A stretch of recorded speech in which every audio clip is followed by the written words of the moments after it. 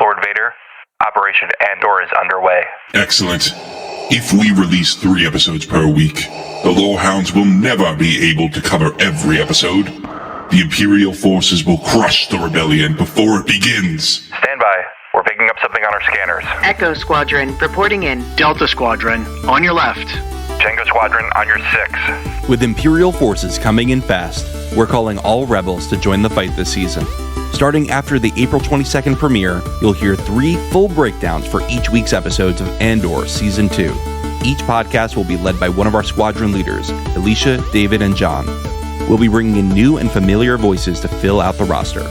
Search for the Lorehounds on any podcast platform to join us in a galaxy far, far away.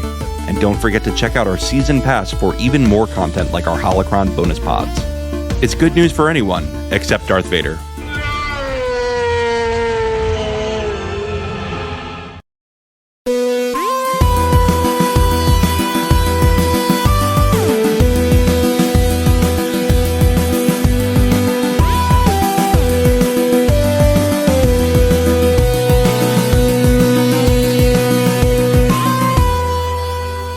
Welcome to the Sonic Screwcast. We're the Lorehounds, your guides to all of time and space. I'm John, the Streak sympathizer. Hey, I didn't write that line.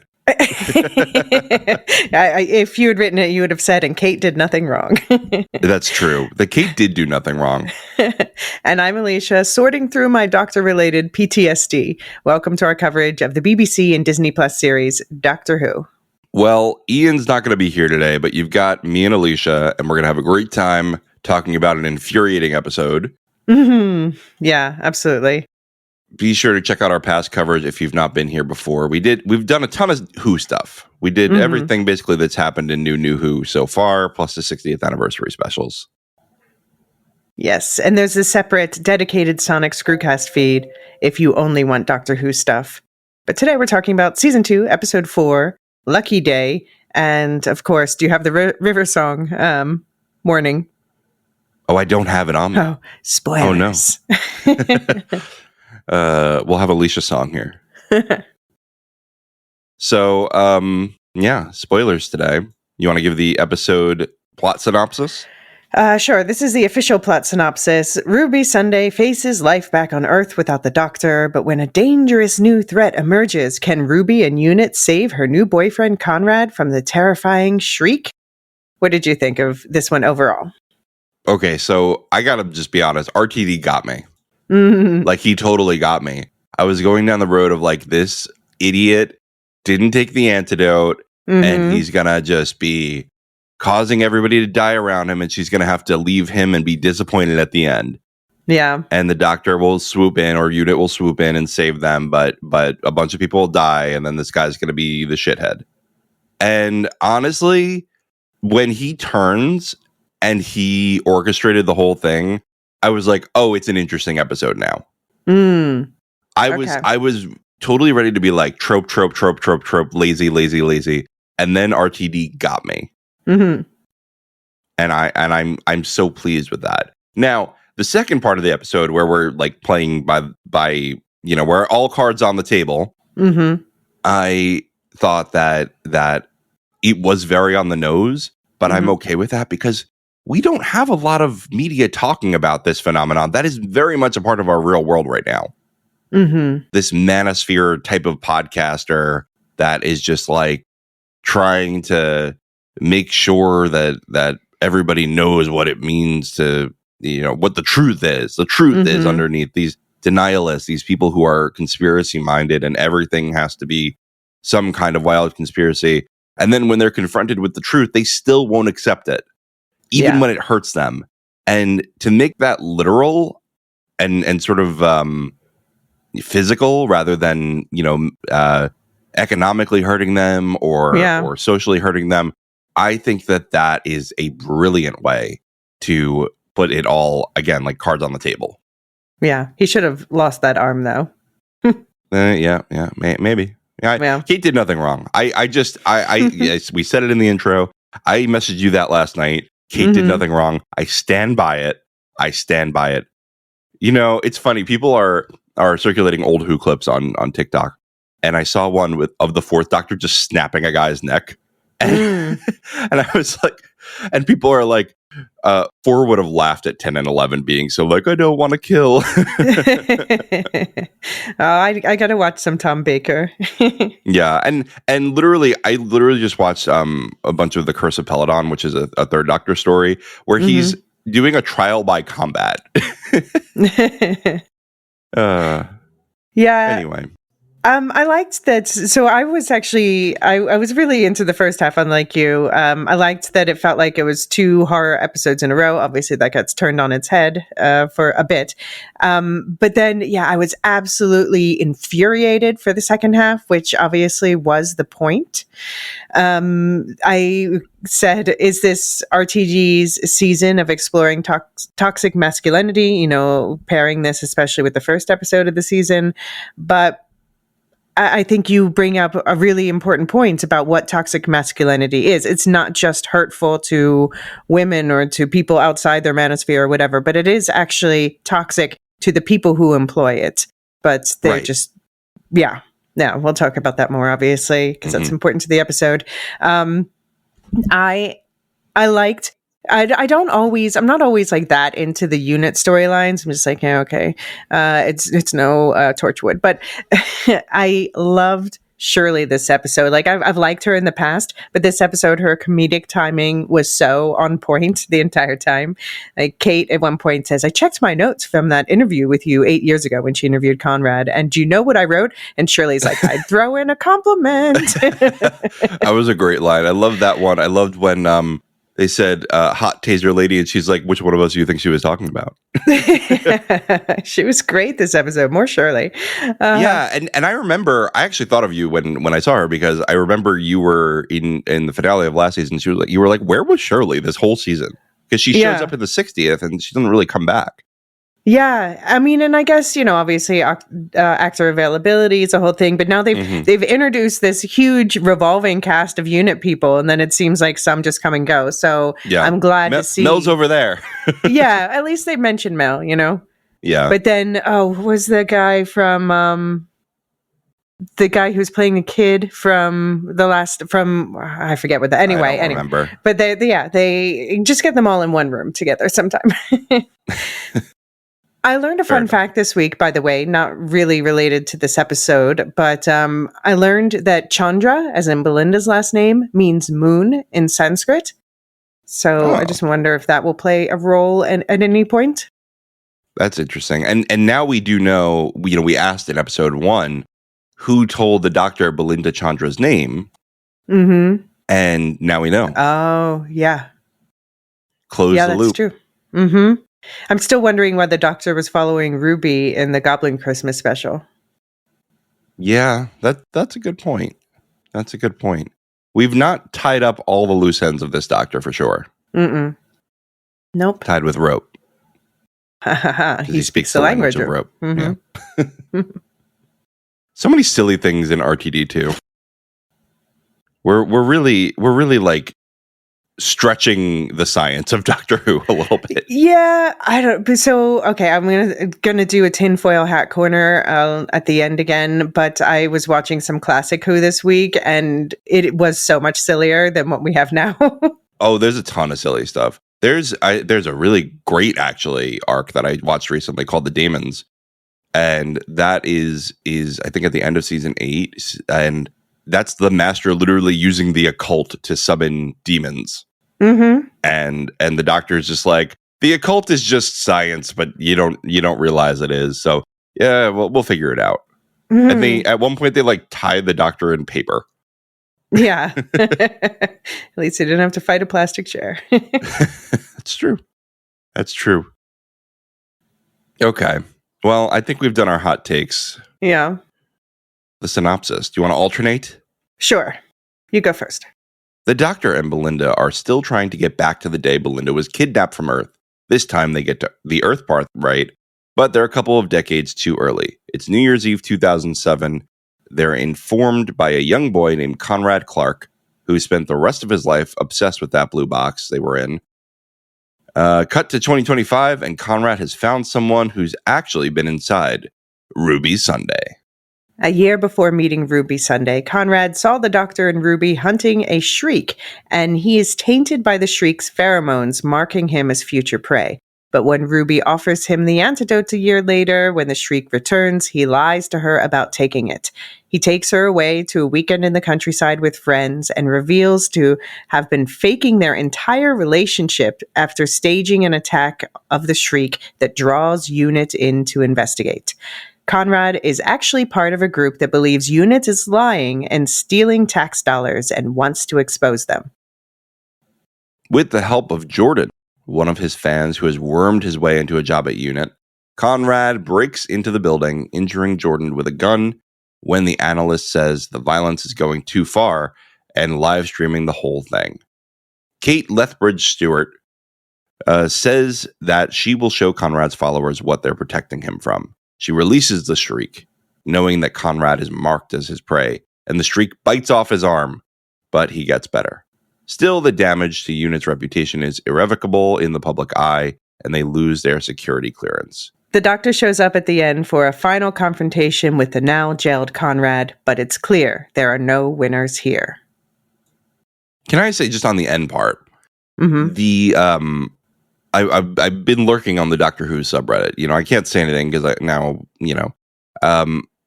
but I saw yesterday somebody said this doctor hasn't had his "I'm the doctor" moment.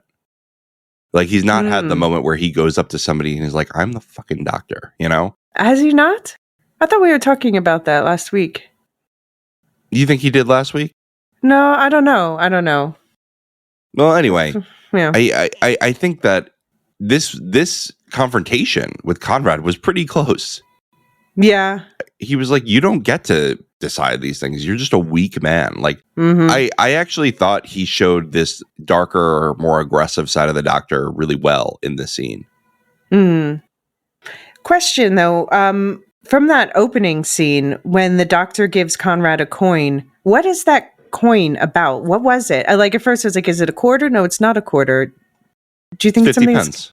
It's 50 pence? Yeah. So it's just a random coin. I shouldn't overthink it. Is that what you're telling me? I mean, the doctor picks it up, says, "Look, 50 pence. No, you should have this." Oh, okay. I think I'm okay. Fair. Mm-hmm. Yeah. Okay. Yeah. I think it's just a lucky coin, but it became his like totem of like, this was a real experience I had. Right. Which Right. is insane because he had proof that actually happened. But because I don't know, like, I guess his mom like never believed him. I don't know. There's mommy issues there. He's got to go to therapy. Yeah, well, yeah, to say the least. So that mission that he spied on Ruby and the doctor doing, first of all, the warehouse of mannequins, I was like, is this going to be, what is it, autotons? Oh, but it wasn't. God. I'm honestly glad it wasn't. Again, not a fan. Not a fan of Rubber Mickey. Okay. I don't want it again. I don't want Rubber Ruby or whatever it's going to be.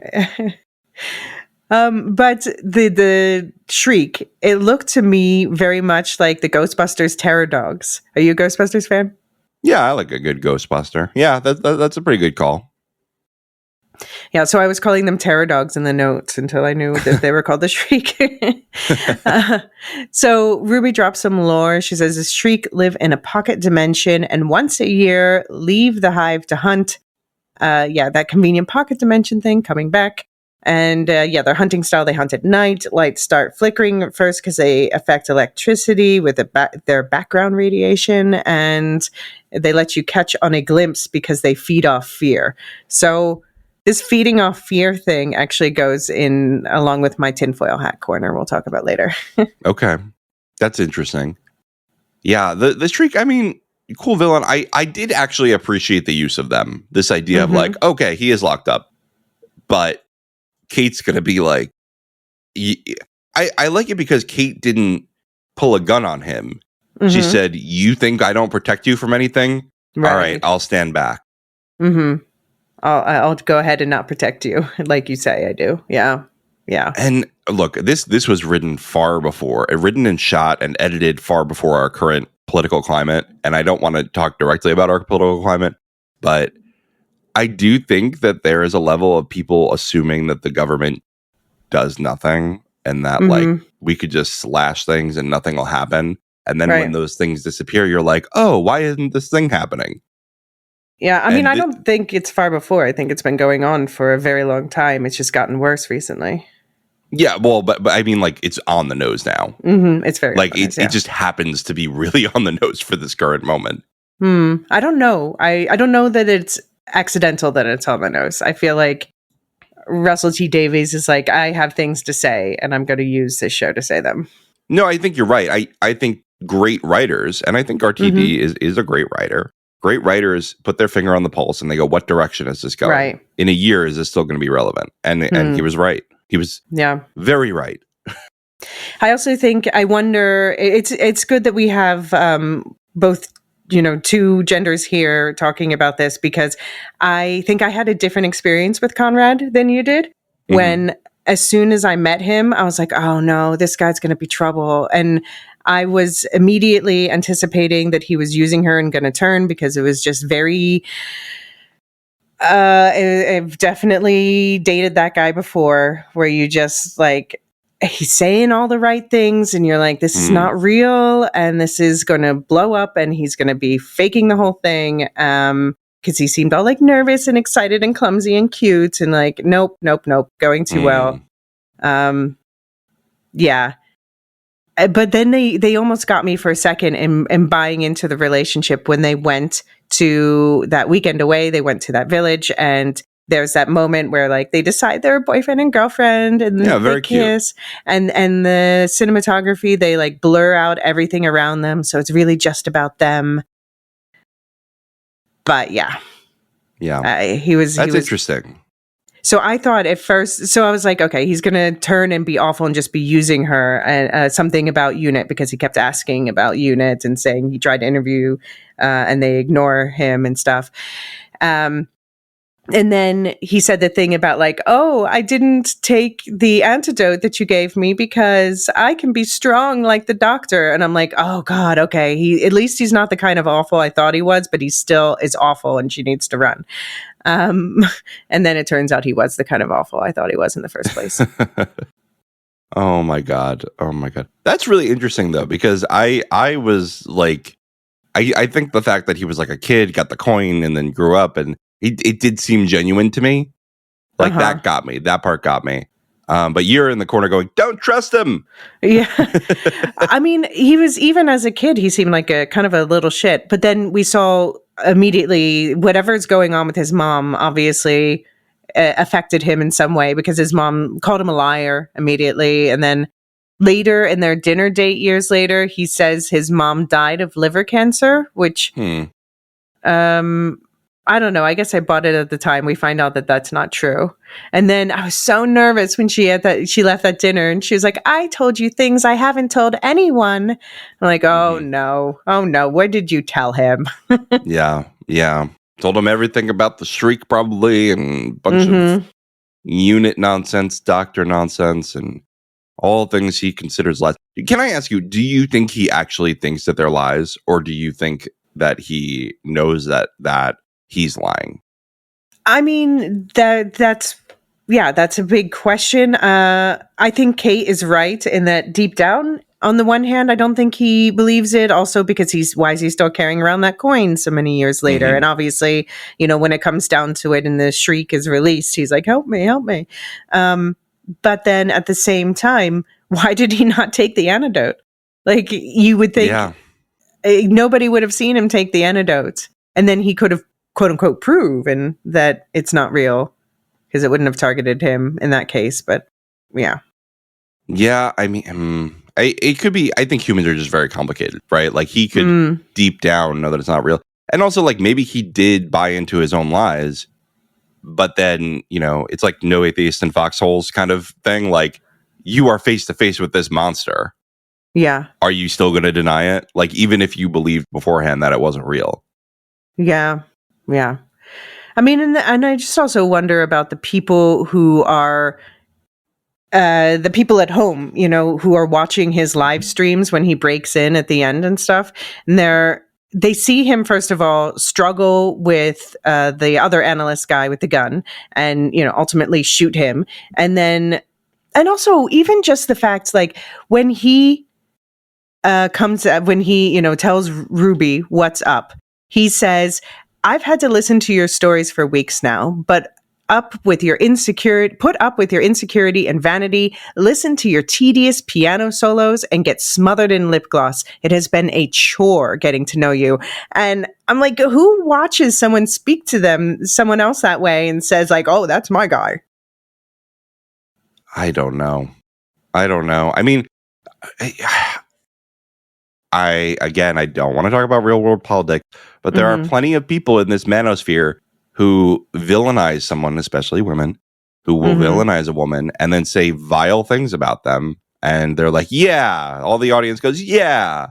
I do think that that's a realistic thing. That's not out of the realm of possibility. And the news is on his side when Unit arrests them after, staging this big, elaborate, dangerous prank. The newscaster calls it fascism against an innocent podcaster. And it's like, oh, yeah. But then you can have some sympathy for people not knowing who to trust when there's reporting like that. But it's just amazing to me that more people don't have empathy, that when they see someone being horrible, they think, oh, maybe they're just a horrible person. And it's not about, this poor woman he's yelling at and saying that he gaslighted this entire time. Well, you don't need to convince the whole country, right? You just need to convince enough people that are going to harass Unit. Right.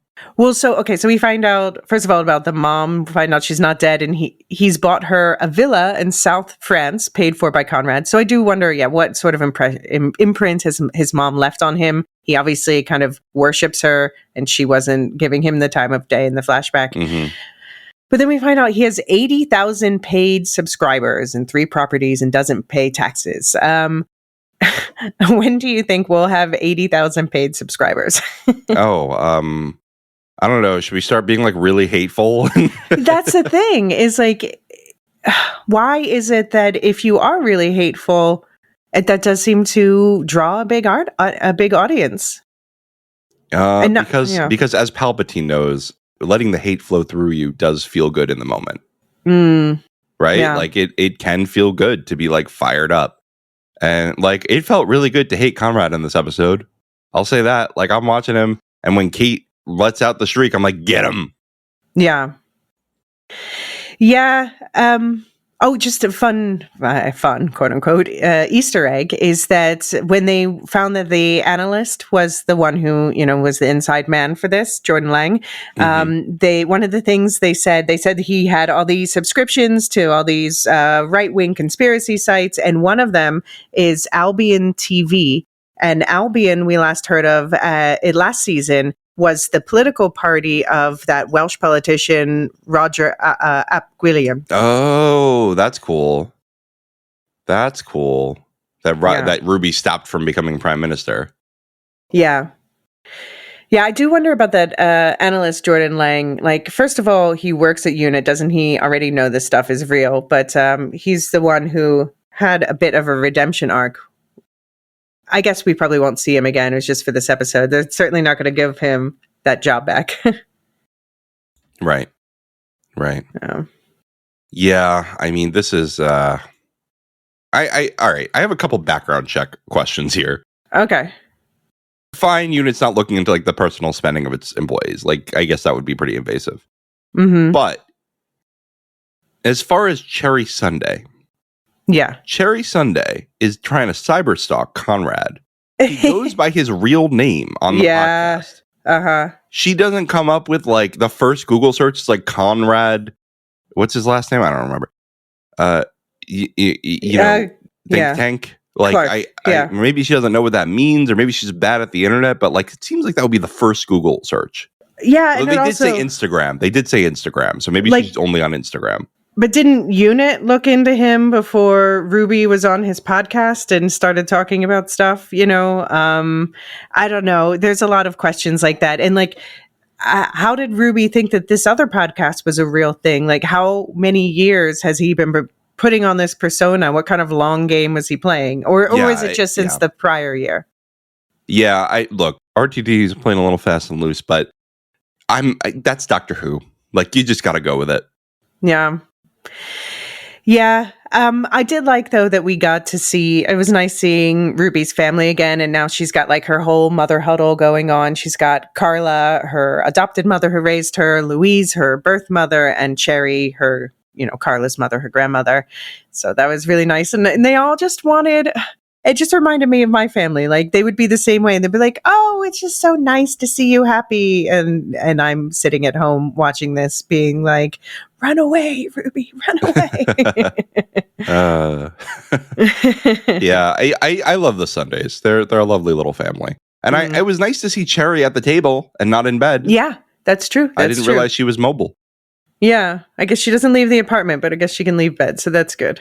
Yeah. That's important. Yeah. Also, speaking of connections, Kate is apparently, she was making some eyes with the hunky guard, Colonel Christopher Ibrahim. We saw this guy last season, but this season she's like, I like working late. And then they're like, I fucking each other. Oh my God. I stan it. I'm into this pairing. And also, yeah, that whole thing, I didn't mean to bother you, as after Mel, and she said Mel's on her way to Sydney. There's something strange happening in the harbor. I'm like, ooh, is this a setup for that spin-off series, The War Between the Land and the Sea? Oh, good catch. Good catch. I've been curious why they named it that for the longest time. Like, why not just name it Unit? Yeah. I mean, I do wonder if this season somehow is going to set that up or tie into it or something, or if they're just like messing with us with that long ass title. Yeah. It could be. It's like Agatha all along, where they're going to give us 5 titles before they go in. Yeah. Yeah, maybe. That was a good stunt, though. That was a good stunt. That was really good. Yeah, I did like I cheered when Ruby clapped back at that guy at the bar before it was revealed that Conrad was a crappy dude. But the other random guy in the bar, Ruby's like, tell everyone to stay inside and call everyone and tell them to stay inside. And this random guy's like, sorry, love, who put you in charge? And she's like, or go and get some fresh air, big man, see what happens. Like, that energy was definitely foreshadowing Kate's move at the end of the episode. Yeah. That's a good point. That is the same energy of just like, all right, you think you can handle it? Go ahead. Yeah, exactly. Yeah, and then we find out that, I mean, I guess the explanation is that Conrad felt slighted because Kate interviewed him for a job and said no. So he decided to dedicate years of his life to taking Unit down. I mean, the guy's making like, if he has 80,000 paid subscribers, let's say it's £5 per subscription. Mm-hmm. That's a whole lot of money. I don't know why you would need to go this extra mile and end up in prison. Yeah. I mean, I guess the hate is controlling him. He doxes all the Unit employees. And so Ruby's getting harassed outside her home, #Unit lies. And then also it has real effects because now the reason why the Shriek was there to be released is that they are moving the containment cube to Geneva because security status has been downgraded, and the cabinet's going to do a full inventory of the Unit premises. So I guess we're going to see fallout from this going forward with Unit. Yeah, I don't know how much. I think the inventory is going to still happen, but I think they might get their security clearance back if things cool down, because it does seem like they cooled down the heat. The security status got downgraded because they constantly had protesters outside, like banging on the doors, like violent protesters. I don't know. I wonder if they're going to use this as a way to make Unit be undercover again. Yeah, maybe. Unit was, I'm in the Third Doctor's era on Classic Who. I've been pretty into it. I've been watching a decent amount. And when Kate goes and defends her dad, Brigadier Lethbridge Stewart, I'm like, yeah, get him. Yeah. Don't mess with my Brigadier. Yeah. I mean, but even Shirley and Ruby are like, Kate, stop. Like, I called her Darth Kate in my head after that. Darth Kate rises. The Emperor's in here going, do it. Do it. And then Conrad to Ruby at the end, I was really glad. He says, thank you. And she says, go to hell. She's like, I'll help you, but that doesn't mean I forgive you. Yeah. And that felt very Doctor, right? Mm-hmm. Like the Doctor has been like that a million times. Like, all right, now leave. I always think of the time. Remember when he was stuck on that parallel world with the thief? It was one of the specials. 10th Doctor stuck on a parallel world with a thief. She had black hair, and she's like his companion for the whole thing. They get back and she gets arrested, and he's like, I can't trust you to be my companion full time. Oh, I need to go back and watch that. It's a good one. He's like, I'm do your time and then be better, and then maybe we'll meet again one day. Oh, interesting. Yeah. Yeah, I wonder if we'll see more of Conrad. He was so infuriating. Like, at least your special effects are improving after his life is saved. And then the monster wakes up and bites his arm. I love that. But next time we see him, he's got like this metal band around his arm, like he's being healed. I'm like, he should have some real consequences for that, but he doesn't. And I guess that's kind of real in a way. Yeah. I mean, look, if there's a way to fix his arm, I don't think we should like withhold healthcare either. I think anybody who needs healthcare. No, I don't mean from the government. I mean from the storytelling perspective. But yeah. Colonel Christopher Ibrahim, though, he's already worried about his. I'm calling it girlfriend. He says last night went too far. Geneva will, and then Kate cuts him off. But I think we're going to see fallout. Yeah, Kate really likes working late. Yeah, well, sorry to quote Andor, turn out the lights. Oh my God. We have an hour. Yeah, I do feel we're also getting like an insight into Ruby's mind in this episode, where she says she's been stuck in limbo, waiting for the Doctor or the end of the world, and she needs some time away, somewhere new to ponder. And Kate says to call her whenever she's ready. So I guess that's Ruby's going to be off screen for a while. I think that's what they're telling us there. Yeah, I wonder if the Doctor is going to like pick her up at some point. Yeah, who knows? Because I feel like I would like to see her and Belinda together at a certain point. Maybe it'll be like Martha, where she disappears for a season and then is just like shows up. Yeah, I mean, I don't think we're done with her by any means. Because we also set up some. So yeah, the Doctor was barely in this episode, and then when we see him at the end and he kind of pulls Conrad into his TARDIS to talk to him, it's clear, obviously, as you said, he's the one who says, have you met Belinda Chandra yet? Who? So I'm guessing this must be for the Doctor between when he left Ruby and when he met Belinda. Yeah. And I do like that we closed the loop on that we know who, because we thought it was like, was this like an enemy, like a big villain, or no, this was like a tiny villain. Yeah. I like that. I did, by the way, just send you a screenshot of the episode that I was talking about. It was called Planet of the Dead. Okay. And it was the lady Christina D'Souza, I think it was. That was the thief that was with him. Okay. Oh, for some reason that one is not stuck in my head. They're on a desert planet. They got a bus that they got to get home. It's a whole thing. All right. Don't worry about it. Listeners, maybe you'll remember it. Yeah. Well, maybe I'll add it to my watch list. It was a pretty good episode. It was solid. Yeah. I just rewatched everything right before the 60th, so I think it's a little fresher for me. Yeah. No, that's fair. Yeah, I haven't watched that once probably since around the time it aired, so it's been a while. Let's take a quick break.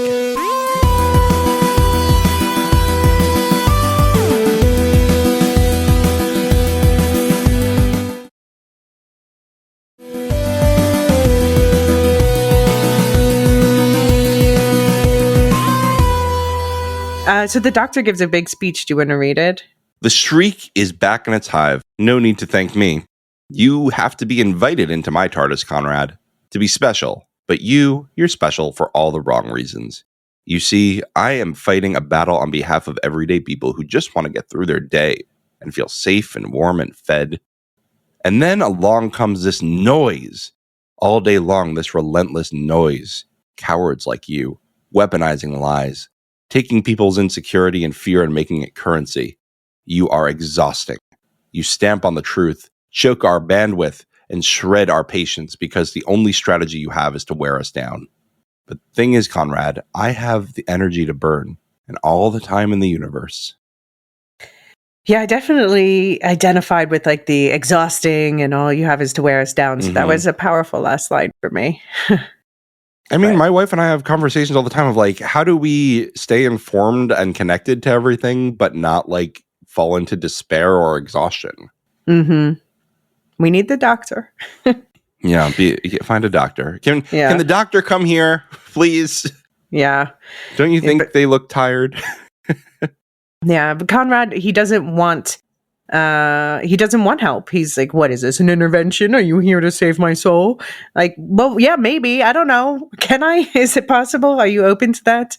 He's like, yeah. Do you want spoilers? I'll tell you your future. You die in a prison cell, boiling in anger and poison until your heart packs it in at age 49, alone and unloved, forgotten. The world carries on. The world gets better. You aren't even a footnote, just ashes in the wind. And it does feel a bit like writer's wish fulfillment. Although the ashes in the wind thing makes me think of the season finale last season. Yeah, that's a good call. And do you think he's lying here? Or do you think he's telling the truth? That's the doctor's knowledge of the future.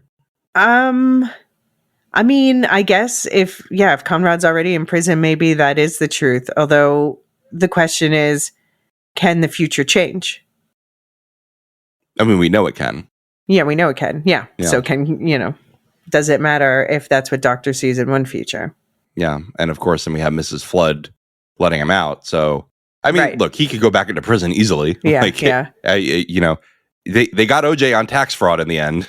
And we know he's a tax cheat. So let's talk about that Mrs. Flood cameo. We get one an episode, and this one is he goes back into his cell, and Mrs. Flood shows up as a prison guard, and he says, "Did I imagine that?" And she says, "No, sweetheart, it's ever so big, isn't it? Who are you?" "Oh, I'm the governor, and it's your lucky day." And she holds up the keys. So, yeah, she was glad the doctor had the Vindicator last episode. This episode, she's letting an enemy out. What is her game? I think it's to make the story go forward. Yeah. She's like, all right, we got to get the villain back out. Doctor's moving on. We don't need to help him this episode. Mm-hmm. You know? Yeah. Okay, can I put up my corkboard with all the strings and my tinfoil hat? Yeah, do it. It's all connected. Well, so first of all, one thing I wanted to point out, and I have to thank the YouTube channel Who Culture for pointing this out in their Easter eggs breakdown of the last episode of The Well. She pointed out that boxes labeled with the same runic language seen in Wild Blue Yonder are seen in The Well. So I posited in my tinfoil hat corner last week that The Well was not only linked to Midnight, but it was linked to Listen and to Wild Blue Yonder. And so this is another connection, just calling that.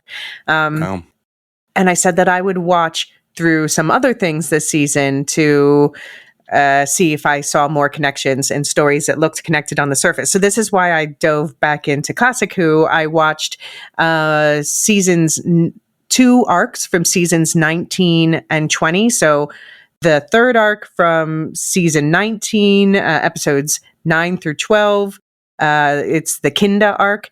And then the second arc from season 20, episodes 5 through 8. That's the Snake Dance arc. And they're related through this entity called the Mara. And I guess you haven't gotten to the 5th Doctor yet, right, Pete Davison? No, I'm still like 9 seasons behind. Right. Well, so this was my first time with the 5th Doctor, and I immediately like him. He's got real Matt Smith energy.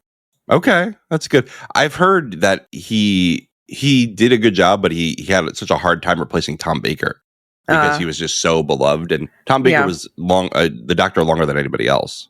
Mm-hmm. Yeah, see, I haven't watched any Tom Baker yet, so maybe I'll actually save Tom Baker for last because people are like, nobody can live up to him. Yeah, so. I do want to watch them all. Like, I love Sylvester McCoy and the Hobbit stuff, and I've heard basically it suffered from the writing during the Sylvester McCoy era. Mm-hmm. Sylvester McCoy also had some of like the darkest writing in Who, and that was what turned some executives at the BBC against it.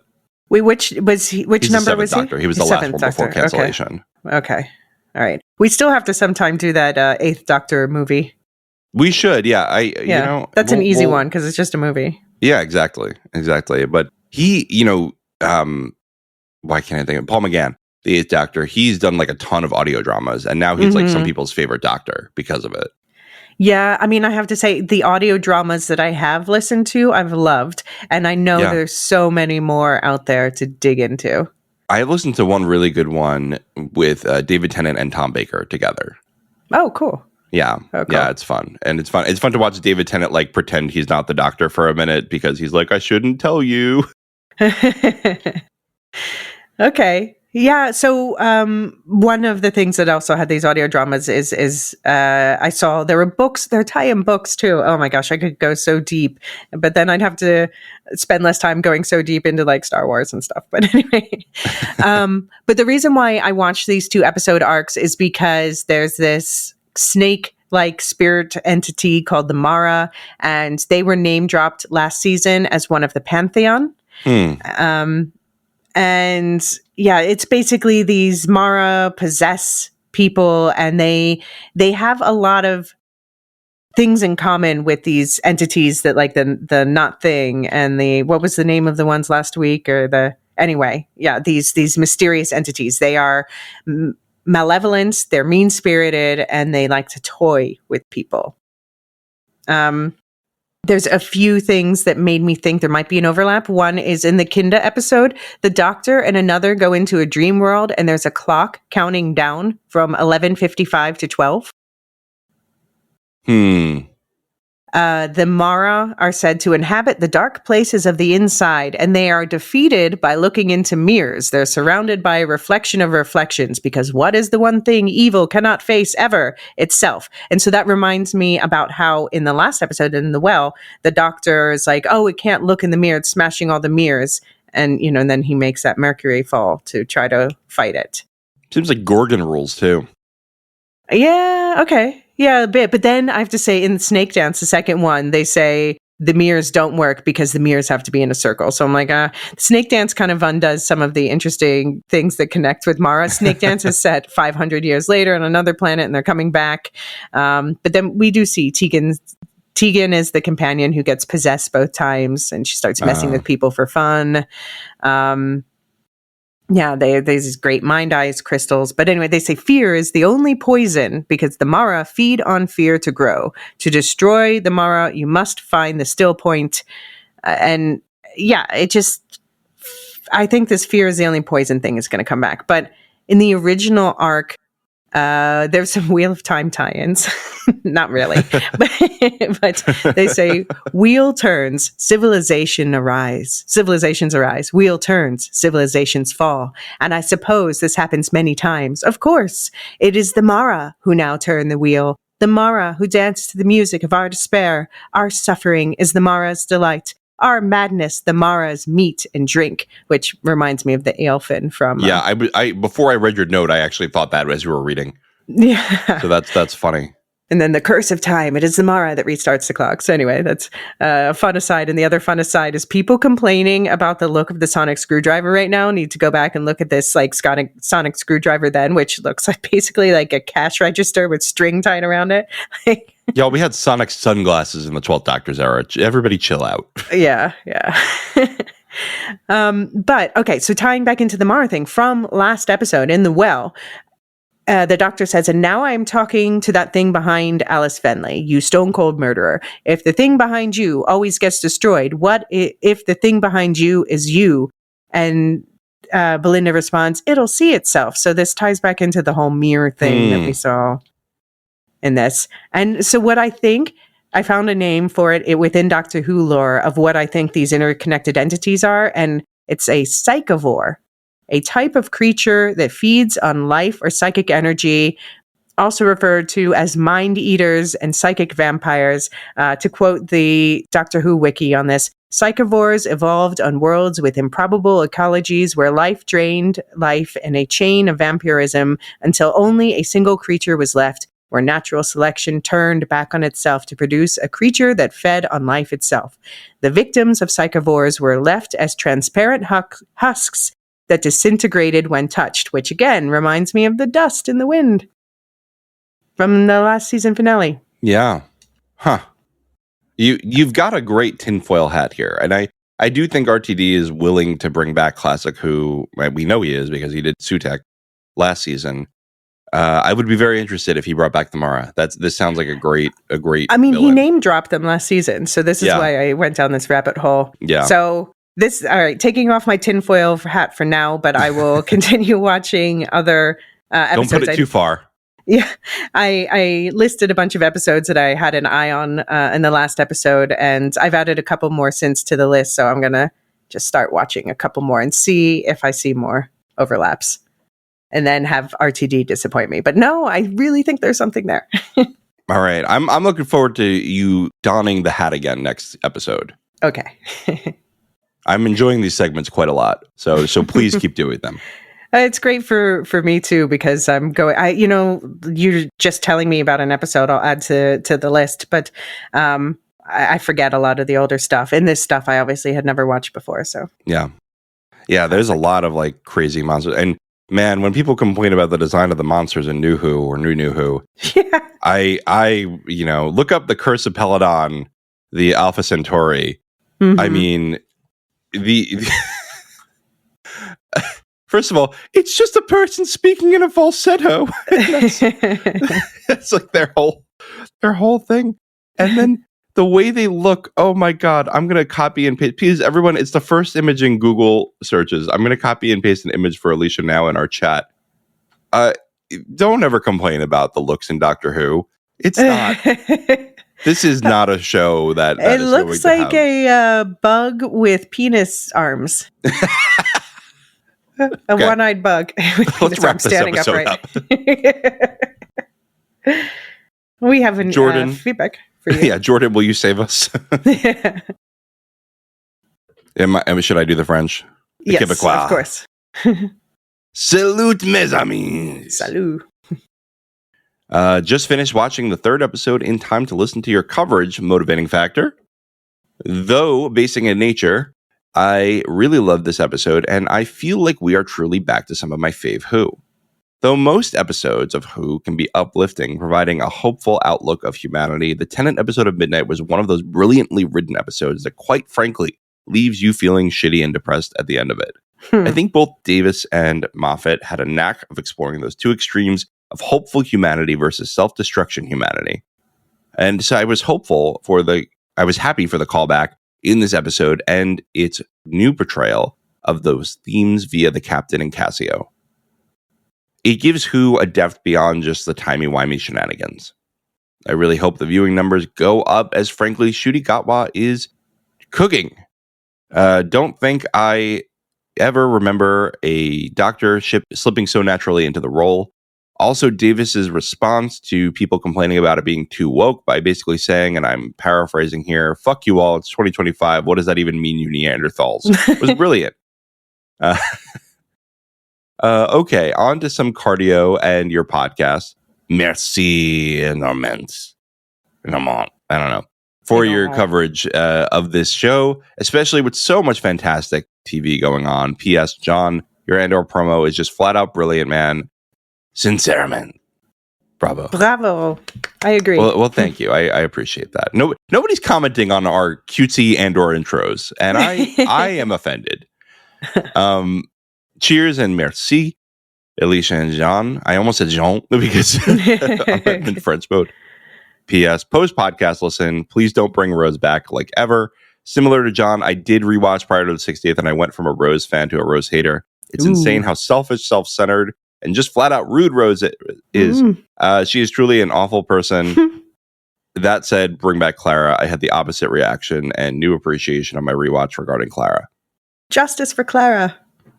Yeah, look, I agree that Rose has been overused, and I would rather a different companion coming back. I wouldn't mind if Rose came back for a brief stint, like a guest on one episode. Right. No, a guest on one episode, I think, would be all it could be. And the only reason why I would want her back is just because she is tied to some key storytelling moments. But I don't think it's necessary by any means. But Clara, that is needed. The people are demanding it.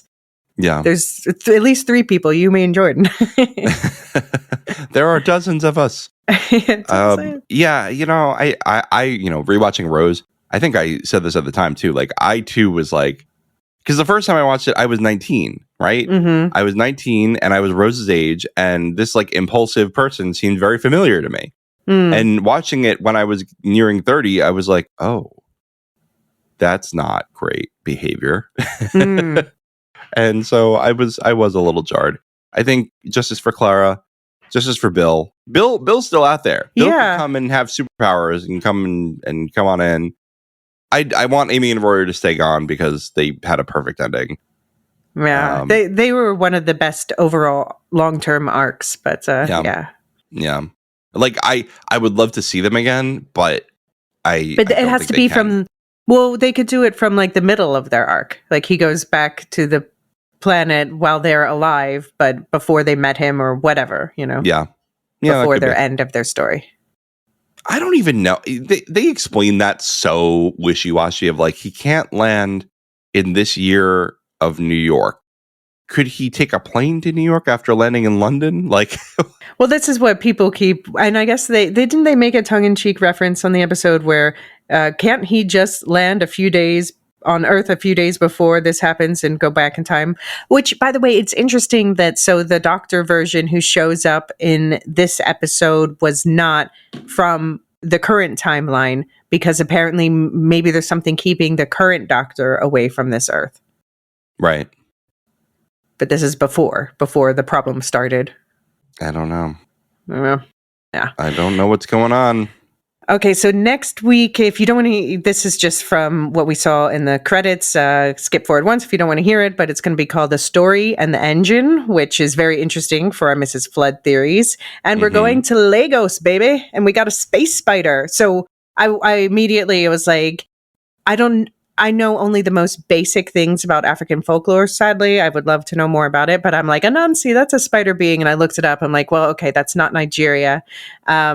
And so my question is, could this be a spider entity from Nigeria or parts, that part of Africa or certain groups there called Gizo? So we'll see. Yeah. But I'm excited for the Lagos space spider and the story in the engine. I think that'll be fun. I think that's going to be a fun episode. And I love going to non-England locations with the Doctor. Like, it's nice to see more diversity. One of my favorite episodes of the 13th Doctor era was when we did India and Pakistan. Oh, yeah, exactly. Yeah, I completely agree. I still think about that one all the time. Yeah. I'm like, thank God for Doctor Who and Ms. Marvel for educating me better about that conflict. Yeah, I mean, look, the 13th Doctor's era had a million writing issues, but that was one of the best episodes it had. Like, I honestly think that stands out as like one of the better episodes of Who overall. I completely agree with that. Yeah, because there's also great characters in that one too. Yeah. For sure. Well, if anybody else wants to send us feedback, TARDIS@thelorehounds.com. Join our Discord in the link tree in the show notes. You want to talk about what we're doing on the network, Elysia? Yes. Well, you and David are doing weekly coverage of The Last of Us, and we are all doing coverage of every episode of Andor. Actually, I heard from Aya Sedai on Blue Sky yesterday, was like, thank you so much for doing weekly episodes, because a lot of people, they can't binge the way that these episodes are dropping. So yeah, I do think it was a mistake by Disney to do it that way. I think they should have just stretched it out like the way they did last season, especially because like you can then have subscriptions for longer, Disney. Like, it doesn't even make sense on a business standpoint. Yeah, I mean, it might be that they wanted all the episodes out before the Emmys or the eligibility window closes, but then they could have planned it earlier. And I don't know. I think that they did decide they wanted to do this on purpose. I don't understand. Anyway, I don't know. This is not done for podcasters. Obviously, Tony Gilroy's like, sorry, podcasters. yeah, that was funny. And what else do we have coming up or out on the timeline? We're getting some push to cover Murderbot. Are you in for that? Because I feel like I'm getting pushed towards it. Yes, I mean, I saw you asked. I heard you ask in your episode of Andor, and I saw you asked on Blue Sky, and people are like, "Yes, cover Murderbot." But I've already read a short story. I'm gonna watch the first 2 episodes so I can do that without reading. But then I don't know. probably I will want to read the book, or I can be the book-free person. We'll see. I'm like halfway through the first book. Mm-hmm. I mean, they're short. That's why, I'm reading the Stormlight Archive at the same time, so I'm like interspersing it, but like I'm really into the Stormlight Archive right now. So I'm like, do I have to take a break and read Murderbot? It is really good. It's just that I'm really into a different world right now. No, that's fair. Anyway, I'll at least finish the first book before we do the season. Yeah, that's quite short. So that's But so I think I might read them as well.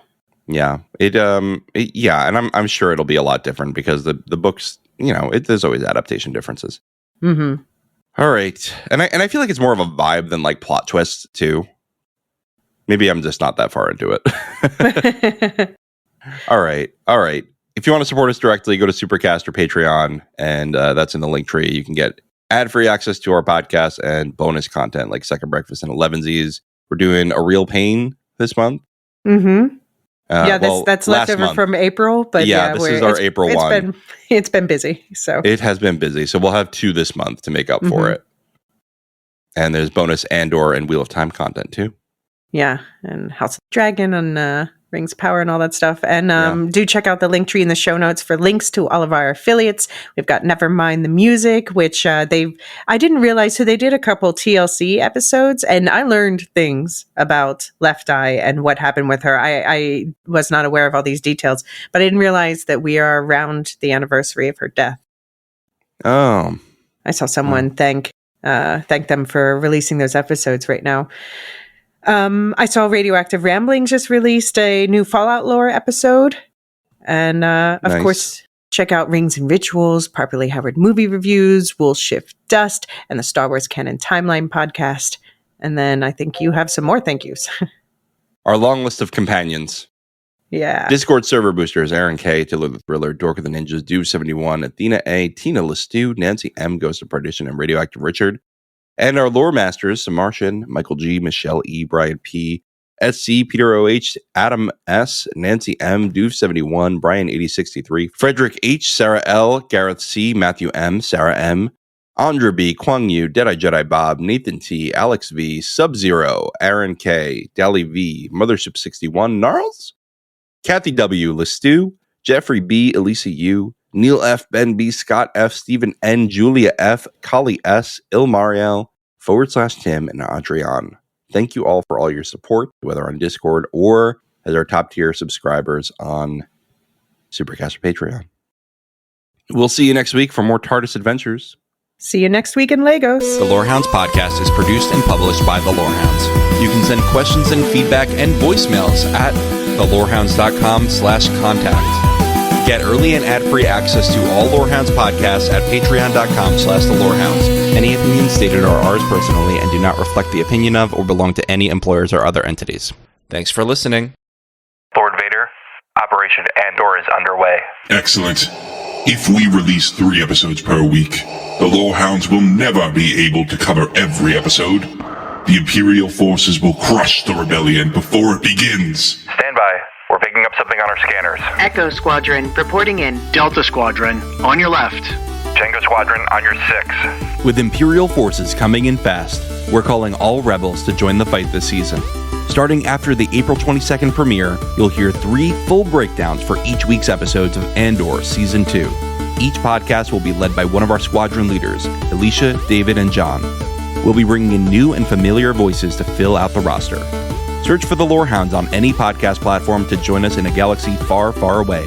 And don't forget to check out our season pass for even more content like our Holocron bonus pods. It's good news for anyone, except Darth Vader.